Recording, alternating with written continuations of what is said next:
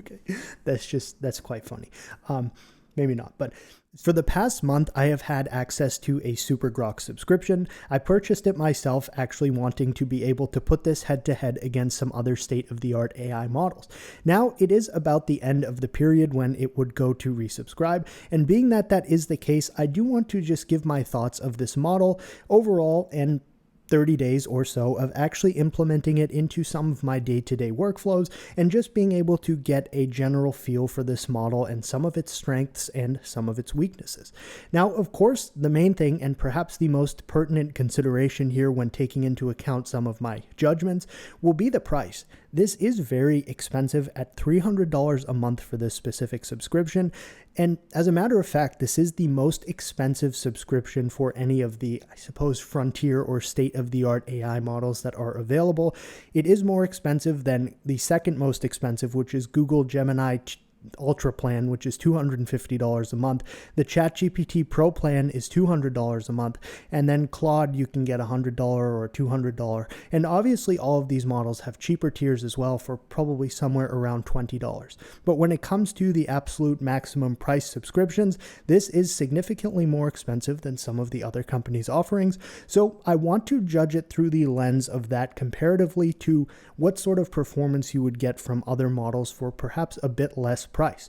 Now, obviously, Grok will ignite a lot of potentially charged discussion based off of social or political things, just based off of where it comes from.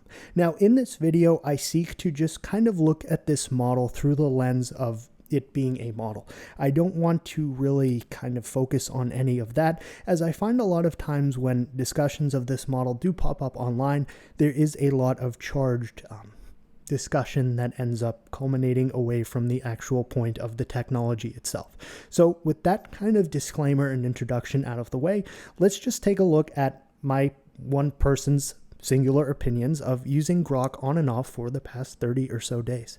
Now, before we even get into actually talking about some of the performance or anything like that, I'd like to initially just talk about some of the actual aesthetic considerations of using this through the online chat interface, which we see right here. And I do have to say, this is perhaps my favorite UI for any of the large language models from the big four players who I would consider to be OpenAI, xAI, Anthropic, or Google. I like the starry background, which we see here, which you can actually go ahead and disable, but I am not just saying that based off of one fun little animation. Something I really do find kind of eloquent here and nice is essentially what happens when you have this in heavy, where it uses a team of 4 experts to actually research and cross-coordinate and then come up with an answer to any query. So let's just ask it something simple right here. Now, what we're going to see is the agents working here, and if I zoom in a little bit, we actually get to see the individual, I suppose we could call them threads, and they just kind of go like this. And in all of the models that kind of have this capability to have multiple things working, or just even a progress bar while they're waiting to give you an answer, I will say by far I am the most aesthetically enamored with the Grok offering here. Obviously, when it comes to aesthetics and UI, it is a very subjective opinion. However, this is something that basically from the moment I first actually started playing with this, I very much picked up on as liking, and I like this more so than the other offerings. And while this is actually going, you can see a little bit more pertinent information if you just click the drop down arrow right here, and we can actually see kind of what some of these agents are doing, and the little orange bars expand out. And beyond that, you can actually click on a little more to see even more information, where you can see the individual, I suppose, path or course of action that each agent is taking. So, and then basically it's just, I very much like the presentation of how this looks and just how it is shown to the user. Again, aesthetics are probably a very secondary consideration, especially when we're talking about spending large amounts of money on models that are designed to provide us with pertinent knowledge about any specific topic, but it is nice to have something that is aesthetically pleasing as well. And when the specific query has completed, you will just see the information right here along with the time it took to actually produce the answer. In addition to that, you can go once again and actually look through the specific actions that any one of these agents did take. And the culmination of that at the bottom is actually citations of sources here, which you can click on to expand out and see a little bit more basically what it is actually referencing, which is definitely very important in a world where models can potentially still hallucinate answers. So you would like to make sure that some of the things you're reading are in fact factually correct. So that is again something that is fairly common now in all of the big player models, but it is just nice to see here. And again, it is a relatively clean and nice way to actually present a result. Now, beyond that, since we have talked about some of the aesthetics here, I think I wanted to just move into the actual experience of using this and some of the things that I very much find to be impressive and some things that perhaps are not so much. To start off with the positives, one of the absolute most impressive things that I was not prepared for when actually first playing with this subscription or this model was the voice mode is really quite good and very immersive. I actually kind of discovered it during a test video almost accidentally, and I was very, very impressed with it. Obviously, they have things like that. I believe it's a phone app for Annie or something, but I am not going to be testing that thing on YouTube. But beyond that, just for an online chat interface like this, if you click this button right here, it is a really nice and immersive sort of experience. So we can just kind of take a peek at that real quick. Yeah, I don't know what all this stuff is. I was talking about the movie. Oh,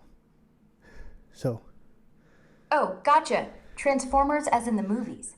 Those are live-action flicks about giant robots from Cybertron who turn into cars and fight over stuff, like the Allspark.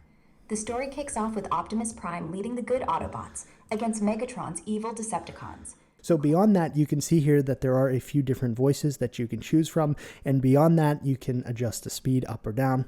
Now, more so, the personality option right here is definitely somewhere where Grok is going to stand out, whether that be good or bad, depending on your interest in using any one of these models.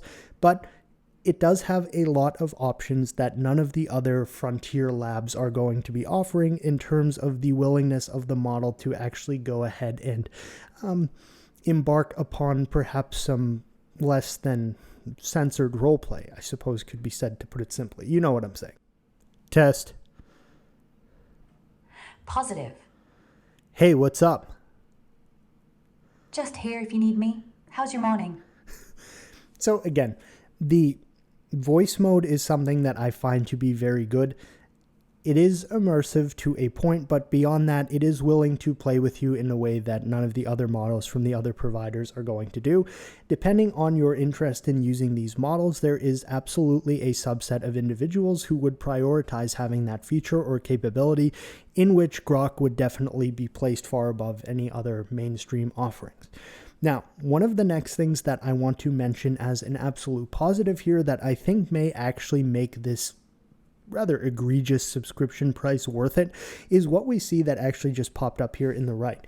So the ability of this model to actually search X and find specific posts, specific mentions of individuals, specific mentions of products or anything like that is an extremely potent capability that you're not going to really find with other mainstream providers, being that this is directly linked to X, or formerly Twitter. So this can basically search Twitter and scrape it for things that you have interest in finding. For a specific individual, that may not be so important, but if you are looking into this as a business use case and need to do market research or something like that, this is potentially invaluable to have access to. And for a company who may be interested in kind of exploring sentiment around a product niche or even sentiment around a specific product or anything like that, the ability to have a model that is intelligent, that you can tell to perform specific searches, do sentiment analysis, find like temporally dated items on Twitter, it is a very, very powerful thing for those who would actually want to have access to something like that. So right here, I've just asked this for a query where we're instructing it to search X for my name, Bijan Bowen, or Ominous Industries, which is a small robotics like startup that I had/have. So find any mentions of either of these and list out an assessment of who/what they are. Now, I truthfully, and this is probably something I should have like tied up loose ends on prior to filming the video, but I don't know to what extent this is available in one of the perhaps cheaper Grok subscriptions. So I can't definitively speak to whether or not this is accessible from something that may be like $30 a month instead.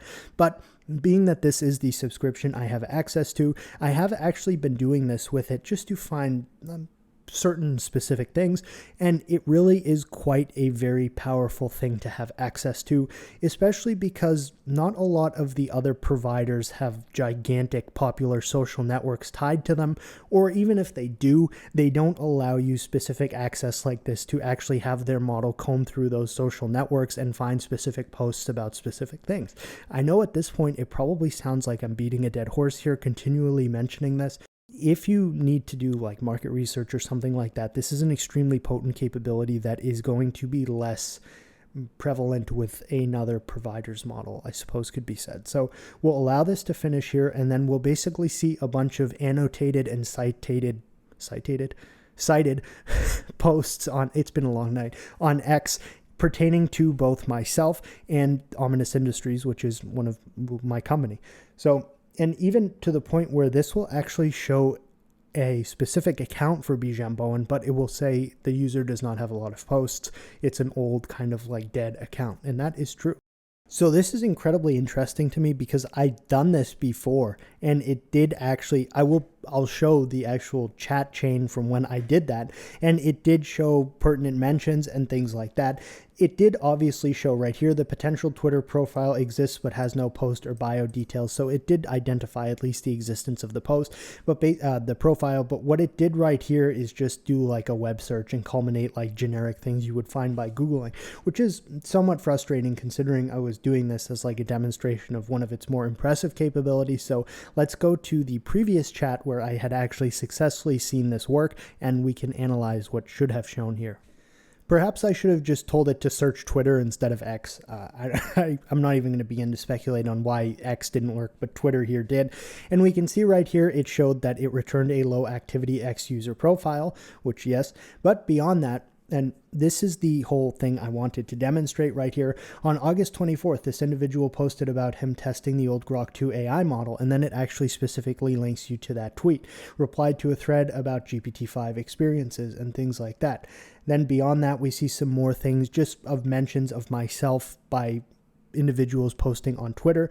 Beyond that, we have posts mentioning Ominous Industries as well, since we did also put that in the initial query here. And basically we see some of like my projects or physical like 3D printed devices are shown here from Hackaday or something like that. And Jan.ai showing a video that I had made under my previous YouTube account name, Ominous. I changed it to my personal name, but just basically seeing here, okay, Tindy, the robot exists.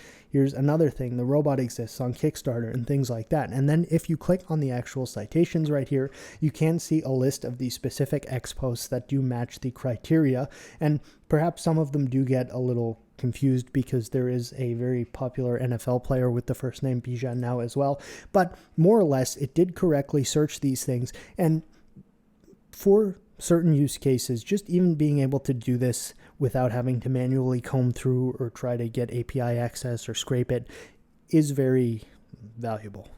The Imagine feature does also exist if we click on it right here in the left-hand navigation bar, and basically it just gives you a bunch of default sample images here that you can probably click on and then decide to fork into your own style or something like that. This is very reminiscent of a website called Art Breeder that was basically very similar in like the way that it showed you images here. Okay, that okay, that's quite funny. Maybe not, but so in addition to that, the image generation is decent. I wouldn't say it's the absolute best, like, wow, incredible nano banana style. However, there are obviously certain things that Grok is willing to do that other models from Frontier Labs would not. So the images here are perhaps less censored, and it would be willing to adhere to prompts that otherwise may be marked as not something that the model wants to do. Beyond that, you can actually go ahead and animate any single one of these images that are generated, which doesn't turn it into like a full like VO3 style video, but it just kind of gives some level of depth and immersiveness to the image. So I suppose let's click on one of these that is very, very unlikely to be anything bad, and then we can just press the make video button right there, and it will go ahead and take a little bit of time, and then once it's done, we'll actually be able to see a real world example of what I was just kind of explaining. So basically we see right here, it's added some sound and some simple like movement effects and things of the sort. It's nothing really that's going to blow your mind, but again, it is something that could be used in ways that other offerings may be unwilling to assist with, to put it lightly. A final thing I'd like to mention that I suppose I could just put into the neutral category is some of the personas here are more than willing to engage in potentially offensive behavior, specifically the unhinged comedian. Also, you have to wonder about perhaps some of the positive or negative effects of having this pose as a doc or a therapist. I'm not going to really get into trying to debate those things, but I do just want to make note of it, that some of these personas can be kind of quite funny. I guess could be said, to put it lightly, which I've probably said a lot. So with that, let's now go ahead and just kind of take a look at some of the things that I find to be less impressive than they should be, considering the price point of $300 a month for this subscription. A big part of my reasoning for buying this for a month was basically just to be able to compare it head to head with some other state-of-the-art models. This is where I find it to be somewhat frustrating, because in tasks or specific tests involving this model that relied on doing deep research and finding sources and then using said sources to actually culminate in a specific answer, whether it be an analysis of what something may end up going for, a sports game score at the end of the game, I have found that it consistently underperforms in terms of the actual depth that it provides in the culmination of its answer. So, for example, I did a test today, which I just had posted the video, using this to predict the score of some NFL games. And comparatively to the other models I used, it always produced a far shorter result. And this is something I've noticed with this model through using it consistently for the past month, is that it does not give really deep and long-winded answers. That's not to say that the answers are lacking in terms of the actual answer if we were to look at it as like a math thing where, okay, well, it still gave me the right number, so the answer was right, but it didn't really show as much of its work as the other models do, so to say. And that is something I've just found to be a little disappointing, is even when I ask it to give deep reasoning and things like that, it almost seems kind of lazy, where it searches and it thinks of things, but it doesn't really give me a lot of depth. And that is something that I almost have to wonder, because the model itself seems capable and intelligent, but I almost feel like it's being held back by some like invisible restriction telling it not to go on long-winded answers or something like that. From a local LLM standpoint, it almost feels like its maximum response length is capped at an arbitrarily low number. I would not assume that to be the case in real world, but I suppose the culmination of what I'm saying here is basically that when I compare this to other models in its ability to actually research and come up with answers or come up with long scripts or something like that, it consistently produces much shorter results than its competition, which at a price point of $300 I find to be rather unacceptable. If it was being compared at a much lower price point, then obviously reconsiderations would be worthwhile. But for the specific price point here, in the specific tests I've done where I am expecting long-winded, whether it be a script or a research report with an answer, it seemingly underperforms. And something else I noticed today in my earlier testing video of this with some predictions against some other models, it cites far less sources. And it feels like something is missing from its like full potential. To give another example of what I'm referring to, here's another thing that I've passively worked on for the past X amount of months, where essentially we use some musical valence metrics, so meaning like the energy of a song or the sentiment of the music's actual like tonal features, and try to correlate that with Forex currency pairings. Don't worry, I'm not going to jump in and be like, you can buy my signals in my Telegram group. No, because this is just like experimental. But I basically asked it to build a system that can kind of get the top X number of tracks from Spotify and then go ahead and kind of draw some valence metric from those and then track them comparatively to the currency pairing between the two locales, whether it be the top 10 tracks in the UK and then the top 10 tracks in the USA. So you would get their overall energy and then see if there's correlation positively or negatively with the price movements of the currencies comparatively. Basically just seeing if musical trends could try to accurately predict actual like financial movements, being that music is obviously very energetic and like the frequencies and that so the point here is I gave this to Grok and I also gave it to ChatGPT 5 Pro. Grok did do the same thing that ChatGPT did, where it followed up with some follow-up questions, basically saying like, okay, I need some additional information so I can best propose this system. And I answered the questions, but it just, again, ended up giving like a really simple script and just some code samples and things like that, where alternatively ChatGPT, it actually just ended up giving me like a zip file to download the entire freaking application, which was maybe a little extra, but this was very lacking in depth comparatively to what I experienced with the ChatGPT 5 Pro result of this. Even without looking at the actual end results of these, this is just based off of the inline on the web chat results here, where this is much shorter and more lackluster than what I received from a model that is $100 cheaper a month. So this is again where I find it to be a negative, that this model is not performant enough for the price in terms of really going all out. If you're a business customer, perhaps it's different, but as a individual who is paying a lot of money for these subscriptions, you want the model. If you're paying $300 a month for a subscription as an individual, that is a high price, regardless of how many subscriptions now exist as commonplace in our day-to-day lives. And you want that to go all out and not feel like something is being left on the table. And that is kind of how I feel with this. And that is really the biggest negative that I will draw from my experience with this model, is that I feel that it should push harder than it is. It almost feels like a coworker or an employee or someone who you work with and you know they're very intelligent, but you consistently feel like they're putting in like 60% effort, and it frustrates you because you believe that they could do far more. I guess that is kind of a simple way to put some of my feelings in terms of the performance here. So that's my honest and as transparent as possible, unbiased assessment of using this model on and off for the last month.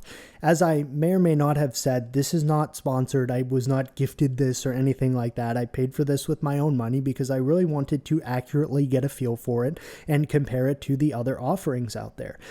As stated in the video, there are definite strengths here and things that you absolutely would not get from any of the other models from the top 4 providers as I had listed them. But also it does at times feel like there is just a piece missing, and you would expect for that specific price point, being the most expensive of the grouping, a little more like push. So overall, that has been my experience with Grok 4 or Super Grok 4 Heavy, or whatever you would like to specifically refer to this as. It's cool, and it's definitely a worthwhile contender, even considering the frontier labs that do exist. With that, I am excited to see the evolution of Grok, because obviously a lot of what XAI is willing to do perhaps are things that other companies of this scale would not be as interested in kind of embarking upon into those spheres, like the phone app or the chat app or some of the personas here or some of the image generation capabilities and things like that. And I think they're well positioned to perhaps take on a market of perhaps more individuals who want to socialize with models in less restricted manner. I also feel that like the code fast model they came out with was really cool, because even if it wasn't 100% accurate coding wise, the speed was incredible. They did just open source Grok 2, which they said they would do, which is awesome. And apparently there are whispers of open sourcing Grok 3 at some point. So it's cool, and I'm rooting for the progression of AI in general, which obviously comes with its own caveats. But with that, that is my review of, I guess, 1 month with Super Grok Heavy, and kind of just some of the strengths and weaknesses that I've noticed. So if you have any questions, please feel free to leave them in the comments. If you like the video, subscribe or else. And, thanks for watching.